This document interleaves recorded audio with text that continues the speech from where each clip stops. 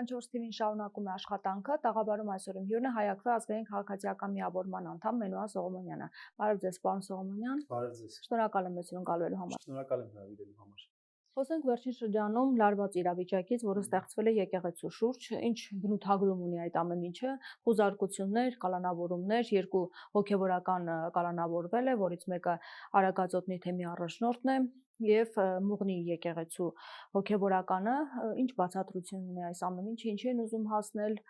ինչ նպատակ կա։ Կարծեմ ձեր լրատվամիջոցի ներկայացուցիչներ, որ Փաշինյանին հարց տվեց հենց այդ ձևով, որ եկեղեցու դեմ եք պայքարում եւ սկսեց ասել, որ եկեղեցու դեմ չենք պայքարում եւ հանրությանը մատուցում են, որ իբրև թե սա եկեղեցու դեմ չի պայքարը եկեղեցու դեմ չի, այլ առանձին հոգևորականների դեմ է, բայց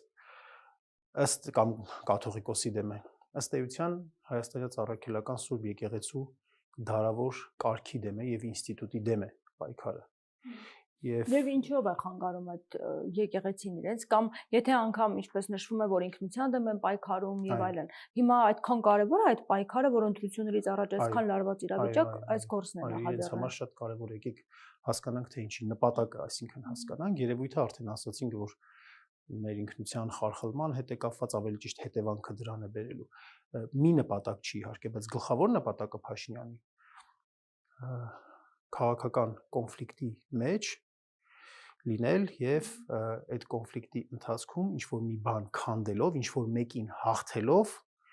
իր ընտրազանգվածը մեծացնել, էլեկտորատը մեծացնել։ Փաշինյանի քաղաքական գործունեության տրամաբանությունը այդպեսին ինքը երբեք հանունի սկզբունքով համախմբելու, հանունի ինչ որ մի բանի միասնաբար հասնելու սկզբունքով չի կարող լինել, չի կարող գոյատևել, ինքը այդ կարողություններն էլ չունի, այդ արժեքներն էլ չունի։ Նրա համար շատ կարևոր է ընդդեմի սկզբունքը։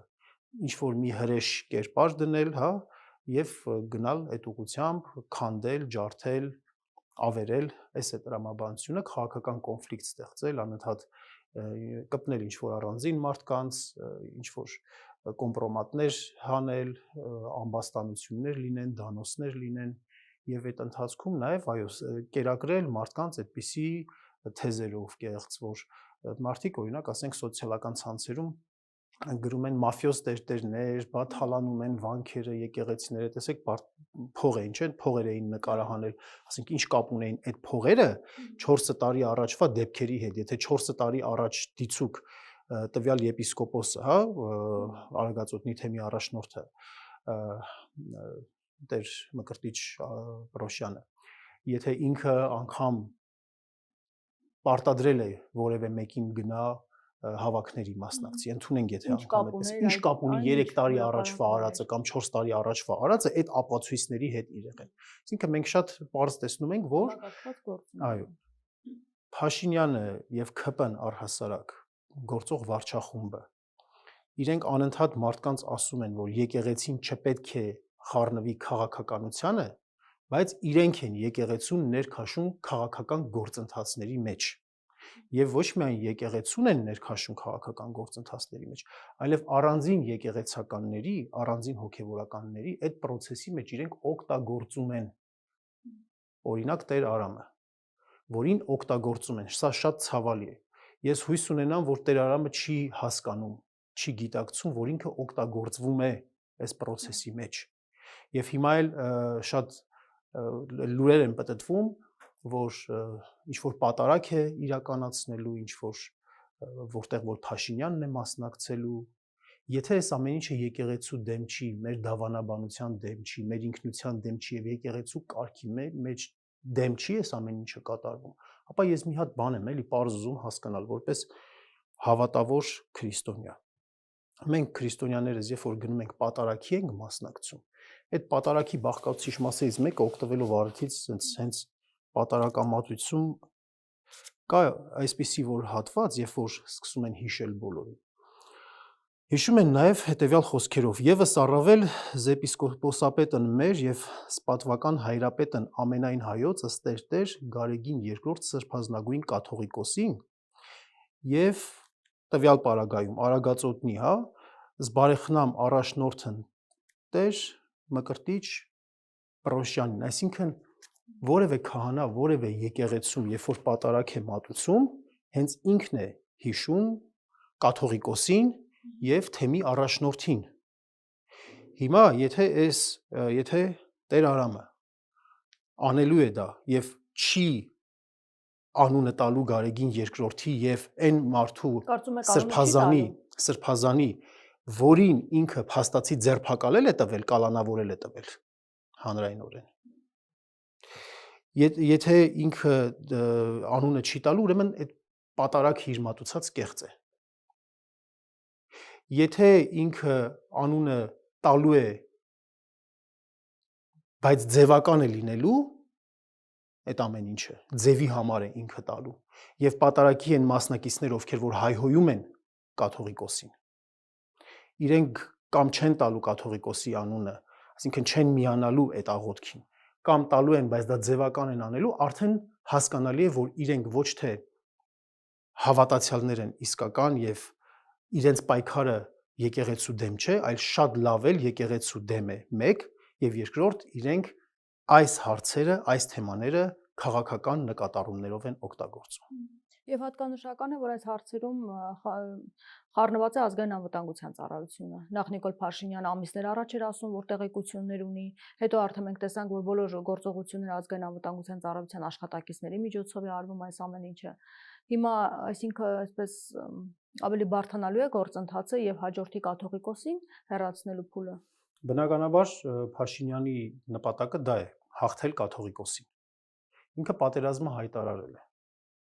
եւ իր նպատակն է հեռացնել կաթողիկոսին առաջին հերթին, օգտագործելով գուցե եկեղեցում ինչ որ խնդիրներ, ինչ որ բարձրաստիճան կամ ցածրաստիճան հոգեվորականների, ովքեր որ ինչ-ինչ դժգոհություններ են գուցե հայտնել եւ կլինեն այդպիսիք եւ մենք տեսնում ենք, որ կան այդպիսիք եւ ես լիահույս եմ, որ շատ քիչ են այդպիսիք, բայց այդ բոլոր ճաքերը փորձելու է օգտագործել, ծրագրված է այս ամեն ինչը Նիկոլ Փաշինյանի համար եւ դրա այդ գործընթացում նա օգտագործում է պետությունը, օգտագործում է պետական լծակները, պետական գործիքները, օգտագործվում է նաեւ այսինքն այն սպաները նույն ազգային անվտանգության ծառայության, որոնք որ քաղաքական պատվերով ինֆորմացիա են բերում եւ տալիս են քաղաքական իշխանության ղեկավարին, իրենք էլ պետք է հասկանան, որ դրա համար իրենք պատասխանատվություն են կրելու հետագայում եւ իրենք անում են հակապետական, հակասահմանադրական, միջազգային նաեւ սկզբունքներով ամրագրված, միջազգային իրավունքի սկզբունքներով ամրագրված նորմերին հակառակ գործողություններ են կատարում, սա պետք է գիտակցել։ Բայց սա այս process-ը կարվի այնքան ժամանակ, քանի դեռ Փաշինյանը ուժեղ է եւ նա ձգտում է լինել ուժեղ, ձգտում է ընդդիմադիրներին ասպարեզից հանել տարբեր ձևերով եւ դրա համար, որպեսզի շանս չտանք, որ նա իր ուզածը մինչեւ վերջ իրականացնի, պետք է քաղաքական դաշտում արտախորհրդարանական ձևաչափում լինի վճռականություն միավորվելու։ Այսինքն կանխել են գործընթացը, որը որ նախատեսվում է եկեղեցու դեմ։ Հիմա մենք տեսեք, օրինակ, չգիտենք, երբ տեղի կունենա գլխավոր հարձակումը եկեղեցու դեմ։ Այդ վճռական գործողությունը երբ տեղի կունենա, թե տեղի չի ունենա, ասում էր, որ հայ հոկտեմբերին էր, շրջանառվում են տեղեկություններ, որ հոկտեմբերի 27-ին Վեհափար Հայրապետի աթոռակալման 26-րդ տարեդարձի հետ կապված, այսպիսի ինչ-որ սիմվոլիկ բաներ են խոսում, տարբեր բաներ շրջանառվում են։ Ակնհայտ է, որ այսպես օդի մեջ կա այդ լարվածությունը եւ այս պարագայում նախ եւ առաջ մենք քաղաքացիներս պետք է զգոն լինենք եւ վճռական լինենք եկեղեցին պաշտպանելու հարցում զուտ որպես քաղաքացիներ։ Երկրորդը հաճախ մեր քաղաքացիները, հայրենակիցները եկեղեցուն քննադատում են ոչ վճռական լինելու, ոչ կոշտ լինելու կամ թեկուզ վեհափառին քննադատում են լինելու մեջ։ Ես միշտ կոնկրետ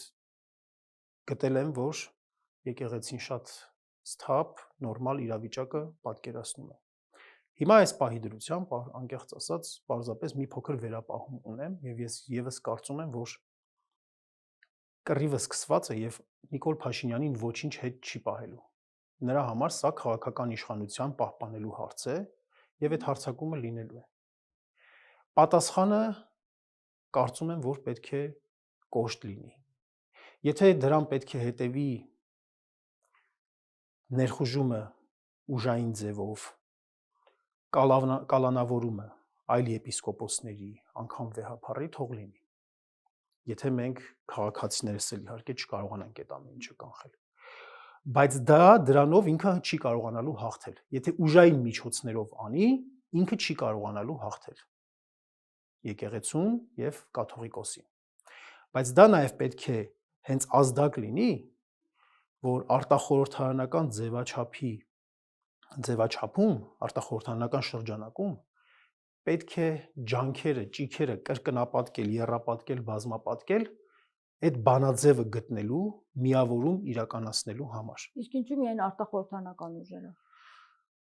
Որովհետև միայն այդ պարագայում ռեալ կլինի Փաշինյանին հեռացնելու շանս։ Ամբողջ ընդդիմությունը միավորվելու ոչ շանս ունի,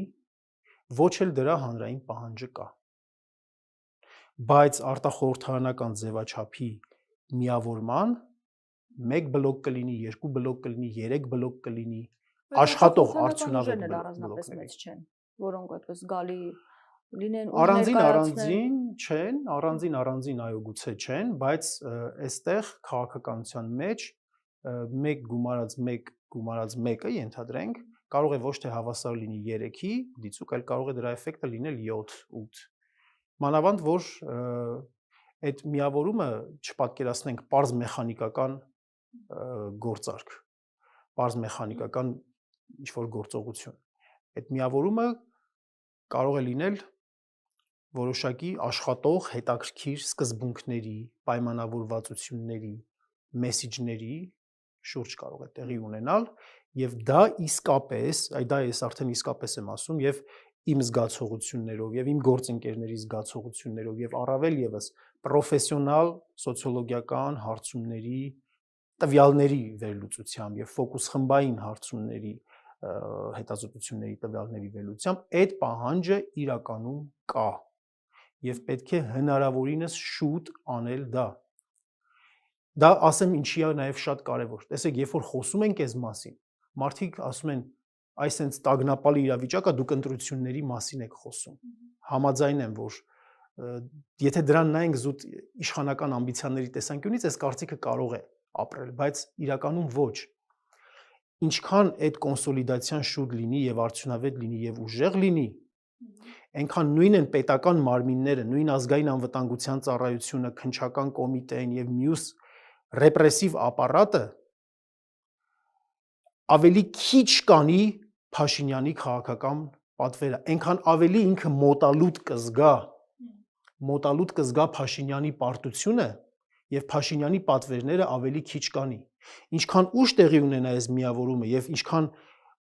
օդի մեջ ինչքան ուշ զգացվի կամ առհասարակ չզգացվի Փաշինյանին հեռացնելու շանսերը, պետական մարմինների լոյալությունը Փաշինյանի նկատմամբ հավատարմությունը ավելի շատ է լինելու։ Մտածում եմ, որ իշխանափոխություն չի լինելու եւ իրենք ինչու։ Այո, չի լինելու, այո, հացից չզրկվեն, ընտանիքից չզրկվանից ընտանիքը պահելու միջոցներից չզրկվեն, շատ ճիշտ եք ասում, այո, հենց այդպես էլ կա։ Եվ դրանով է կարևոր, որ իմ շատ հարազատ մարդկանց գործընկերների մոտ վերջերս երբ որ ես խոսեցի այդ մասին, սխալ տպավորություն էր այդպիսի ստեղծվել, որ այս բան իրավիճակում, տագնապալի իրավիճակում դու խոսում ես ընտրությունների մասին, բայց այդ ընտրությունները միևնույն է լինելու են եւ Նիկոլ Փաշինյանի ու ՔՊ-ի այս քայլերը հենց ընտրական գործընթացի տրամաբանության մեջ են տեղի ունենում։ Նա իրենից պոկված էլեկտորատին, մեր հայրենակիցների այն խմբին, ովքեր որ իրենց մեջ ընդհանուր առմամբ զայրույթ կա, բայց այդ զայրույթը պարպելու հարցում իրենից հիասթափված են եւ իր ոճով այլ խաղացողների են նայում, այլ խաղացողների են նախընտրում, նա ուզում է հետ բերել այդ մարդկանց։ Բայց արդյոք այդ կերպ հետ կբերի։ Այսինքն կաթողիկոսի դեմ պայքարելով պետք է հետ բերի այդ մարդկանց։ Եվ ի վերջո ինքը չի տեսնում վտանգ, որ ավելի հիասթափություն առաջացնի իր նկատմամբ։ Իրենք ինչպես եւ մենք էլ բոլորն էլ չափում են տրամադրությունները եւ դաշտը եւ մարդկանց նախընտրությունները։ Իրականում մենք ունենք շատ տխուր պատկեր, շատ տխուր եւ ցավալի պատկեր, որ մեր հասարակության մեջ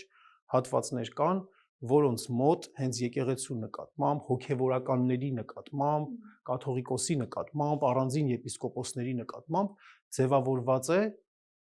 խիստ չափազանցեցված, ուռճացված իրականությանը չհամապատասխանող կամ իրականության հետ շատ քիչ համապատասխանող ընկալումներ։ Մարդիկ ուղղակի, որոնք երբեք երևի անգամ առնչություն չեն ունեցել որևէ հոգևորականի հետ, իրենք ձեր ուզած վճռականությամբ ու հաստատակամությամբ կպատմեն, թե ոնց են, որ իրենցից, ասենք, գումարներ են շորթում եւ այլն, այսպիսի բաներ կան։ Ես չեմ ասում, որ եկեղեցականների մեջ չկան մարդիկ, ովքեր որ վատ են վարվում, ովքեր որ իրենց գործը կատարելիս թերանում են։ Այդպիսի խնդիրներ բնականաբար կան, բայց այս կարծիքը, այս ընկալումը, որ ուռճացվում է եւ անընդհատ տիրաժավորվում է, տարածվում է հենց նույն ՔՊԱ-ականների կողմից։ Դրա նպատակը հենց դա է, որ կոնֆլիկտի երկու կողմ տեսնեն, հա, այստեղ դեմոնիզացվի, հա, որ այ մեր խնդրեմը հիմա եկեղեցու մեջ, այ մեր խնդրեմը, չգիտեմ, Գարեգին երկրորդի անձի մեջ է եւ այլն, եւ այ կհաղթենք նրանց եւ ամեն ինչ լավ։ Միշտ էլ այդպես է եղել, եկեղեցու դեմ ոչինչ չունեմ։ Այո, միշտ էլ, բայց մենք ինձ թվում է եկանք են համոզում։ Մենք կաթողիկոսի հարցն է, այստեղ նաև սրբազաններ են կալանավորվում։ Այո։ Եվ հնարավոր է կալանավորվեն։ Այո։ Եվ մենք եկանք, չէ՞, այդ համոզման, որ սա եկեղեցու կարգի դեմ է։ Եկեղեցու կարգի դեմ է, որովհետեւ այդ նույն է ինչի մասին, որ մենք խոսեցինք։ Հիմա դու կարծում ես, որովհետեւ ներողություն մեր եկեղեցու կարգը պահանջում է, որ կաթողիկոսի անձը սակրալ հանգամանք կա այստեղ, նրա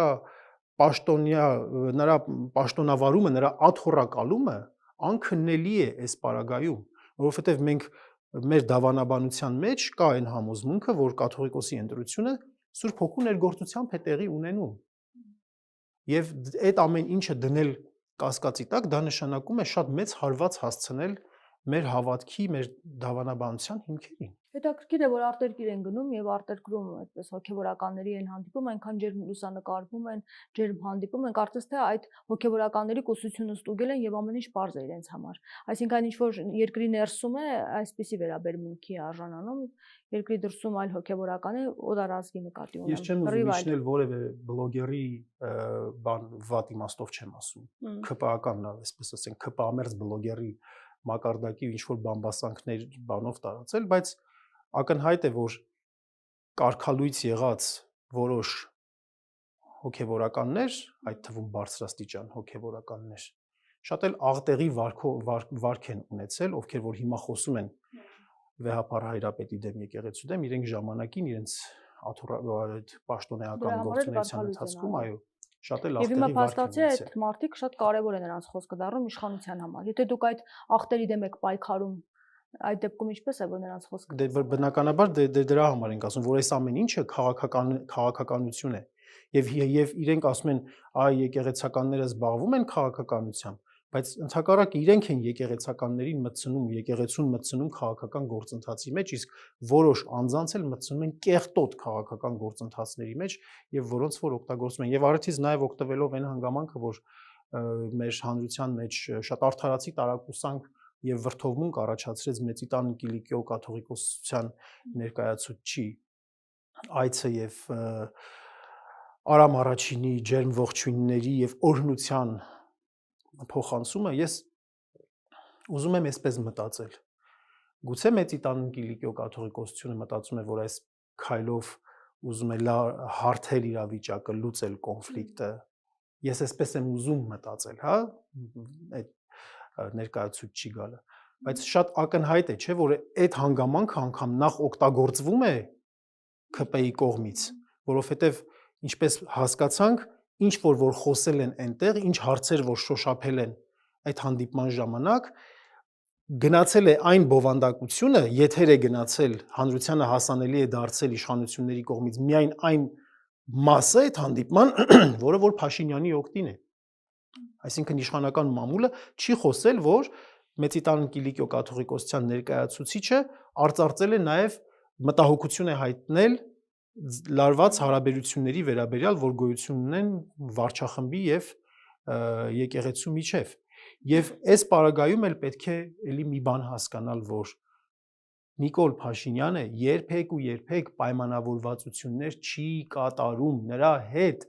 իմաստ չունի մտնել ինչ որ պայմանավորվածությունների մեջ։ Դուք կարծում եք պայմանավորվածությունների մեջ է մտել։ Դե ես ոչ թե մտել, այլ այդ քայլը, որ տեղի է ունեցել, որ իրաթորակալման 30-ամյակի կապակցությամբ գիրք է նվիրել, սա ես ուզում եմ այդպես մտածել, Հերմինե ջան։ Իմ այս խոսքերի մեջ կարծում եմ կարելի է հասկանալ ենթատեքստը նաև։ Ես ուզում եմ մտածել, որ դրանով Մեծի տան Կիլիկիո կաթողիկոսությունը փորձում է պարպել այսպես լարված մթնոլորտը։ Ես հիմա չեմ ուզում քննադատել, բայց ես ուզում եմ այդպես մտածել, բայց եթե անգամ այդպես լավատեսաբար ենք մտածում, պետք է այդ հասկանանք, այո, որ չի աշխատելու դա, որ դա չի աշխատելու։ Միջև որ կարող են հասնել կաթողիկոսի հեռացման հարցում, որ ասում են գնալու ենք, հավաքվելու ենք այնտեղ սիրով հորդորելով ասելու ենք, որ կաթողիկոսը հեռանա։ Եթե կաթողիկոսը չի տրվում եւ չի հեռանում սիրով այդ հորդորներին, զորով ուժով հանելու են նրան այնտեղից։ Կգնան նույնիսկ դրան կարծում եք։ Ես չեմ կարող պատկերացնել մի այդպիսի ընդդեմ սկզբունքով, հիմա ընդդեմ սկզբունքով մի ակցիա քաղաքական, մի հավաք, որը կունենա այդպես խաղաղ բնույթ, որը սադրանք իր մեջ չի պարունակի։ Իրենք անունը կտան այդպես, որ մենք խաղաղ մտադրություններով հավաքվում ենք եւ այլն, բայց հաստատապես շատ ծրագրված սադրանքներ կլինեն, ինչ որ անգամ հնարավոր է, որ որոշ դավաճաններ էլ փնտրած եւ գտած լինեն եւ կամ կոմպրոմատներով, կամ չգիտեմ այլ տարբերակներով ազդած լինեն որոշ մարդկանց վրա եւ այդ ճաքերն էլ փորձեն օգտագործեն, բայց հաստատապես խաղաղ չի լինելու եւ առիթ եղել է ասել եմ եւ հիմա էլ եմ ասում բոլոր են մեր քաղաքացիները, ովքեր որ այդ ճակերտյալ հոգեվոր հավաքին կմասնակցեն եւ Փաշինյանի կոչով մեր վեհափար հայրապետի դեմ ինչ-որ գործողությունների կմասնակցեն, իրենք պետք է իմանան, որ դրա համար իրենք պատասխանատվություն են կրելու, որովհետև այդտեղ հաստատապես լինելու են վատ բաներ, վատ զարգացումներ, սադրանք եւ բռնությամբ հեռացնեն կաթողիկոսին, փորձեր արվեն որևէ ոչ մի բան հնարավոր չէ բացառել, մանավանդ որ մենք հիմա տեսնում ենք ՔՊ-ն իր գործելավոճով ոչնչով չի տարբերվում հայ եկեղեցու դեմ այս ստոր պիղծ արշավի իմաստով ոչնչով չի տարբերվում ոչ Աբդուլ Համիդից, ոչ երիտ թուրքերից, ոչ Ստալինից եւ բոլշևիկյան տերորիստներից։ Դուք երբ ասում եք, որ արտախորհրդանական ուժերը պետք է համախմբվեն, նկատի ունեք եւ ընտրություններից առաջ, որպես մեկ ճակատով հանդես գալու եւ նաեւ եկեղեցու դեմ պայքարին աջակցելու եկեղեցուն։ Ես կարծում եմ, որ մեկը մեկի ոչ թե բացառում է, այլ ընդհակառակը մեկը մեկին կարող է օգնել։ Մենք առիթը օգտագործելով հայակվեն այդ առումով նախաձեռնությամբ էլ է հանդես եկել դեռևս հունիս ամսին։ Դեռևս ցավոք սրտի արձագանքները շատ չեղան, երևի խնդիրը հետեւյալի մեջ է, որ մարդիկ հաճախ առաջարկին կոչին վերաբերվում են ոչ թե ըստ բովանդակության, այլ այդ կոչը անողի քաշի։ Եթե մենք դեռևս շատ մեծ միավոր չենք, բայց մենք հաստատապես գնում ենք այդ միավորը դառնալու ճանապարհին, դա չի նշանակում, որ պետք է անտեսել։ Պետք է հենց այդ ամբողջ խնդիրը հետեւյալի մեջ է, որ պետք է այս process-ի մեջ ոչ թե տեսնենք, որ այ մեկը ուզում է իր վրա քաշել վերմակը, իր շուրջը համախմբել, այստեղ չպետք է անթույլատրելի է այստեղ նեղ ամբիցիա փնտրելը եւ գտնելը, պետք է ունենալ քաղաքականության մեջ, չգիտեմ, մի քիչ միամիտ կարող է թվալ անկեղծության մասին խոսքը, բայց պետք է ունենալ այդ ազնվությունը, պետք է ունենալ այդ անկեղծությունը, իսկապես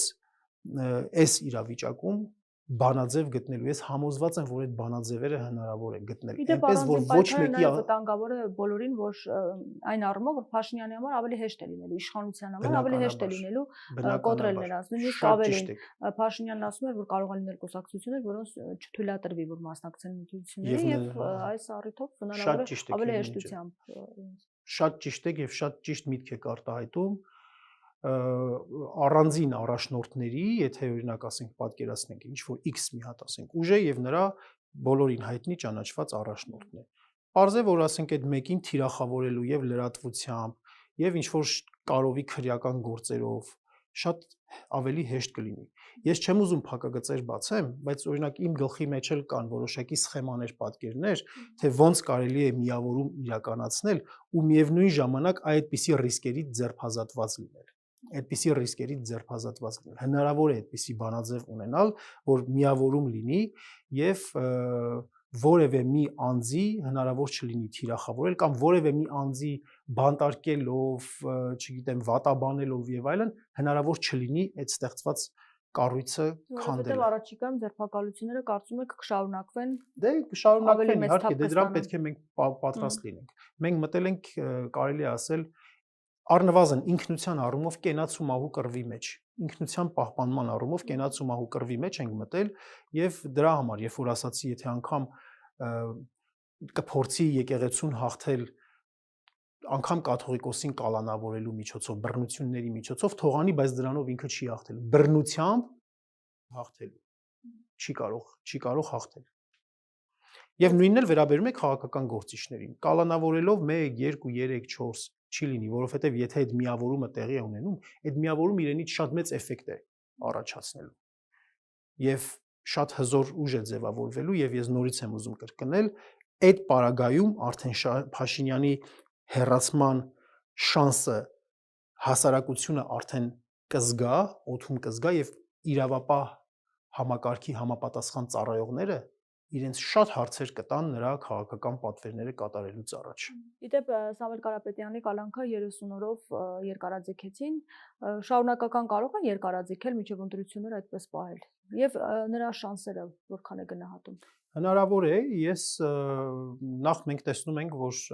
շարժումը մեր ձևով այդպես թափ է առնում եւ ընդդիմադիր ցանկացած թափ առնող process ողջունելի է միանշանակ։ Այս 30 օրը ես կարծում եմ պատահական չէր, ակնհայտ է, որ սա դատաիրավական համակարգի կայացրած որոշում է, չի, սա քաղաքական պատվերն է եւ մեսիջը հետեւյալն է, որ քեզ եւս 1 ամիս ժամանակ եմ տալիս կամ դուրս արի այս process-ից գնա եւ քո հանգիստ կյանքով ապրիր կամ մի խոսքով քեզ առնվազն մինչեւ ընտրությունները կպահենք փակի տակ կամ դրանից հետո էլ կպահենք փակի տակ, առիթը օգտագործելով ես չեմ ձայնս տակ տեղից որպեսզի չգա, որ ես ազատության մեջ եմ եւ Սամվել Կարապետյանն էլ ազատազրկված վիճակում է եւ բացի այդ ես չեմ մտածում, որ ասենք Սամվել Կարապետյանը իմ խոսքի կամ խորհրդի կարիքը ունի այս պահին, բայց հետեւյալն է, այո, եթե մտել ենք այս գործի մեջ, նահանջ պետք է չլինի։ Միևնույն է, ցանկացած ոք, ցանկացած գործիչ կամ ուժ, ով որ նահանջ է անում Փաշինյանի առաջ, միևնույն է, նա Փաշինյանը նրան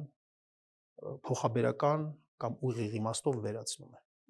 Դե եթե ասել եմ մտնում եմ քաղաքականություն, արդեն պարզ չէ, որ պայմանավորվածությունների չի գնացել։ Դե հա, իհարկե, դե ես այդ եմ ասում էլի, որ որևիցե պայմանավորվածության, որևիցե համաձայնության նրա հետ գնալ չի կարելի։ Շնորհակալ եմ զրույցի համար։ Ես եմ շնորհակալ։ Զրուցակիցս Հայ-Ակվե ազգային քաղաքացիական միավորման անդամ Մենուա Սողոմոնյանն էր։ Շարունակեք մեզ հետևել, կհանդիպենք։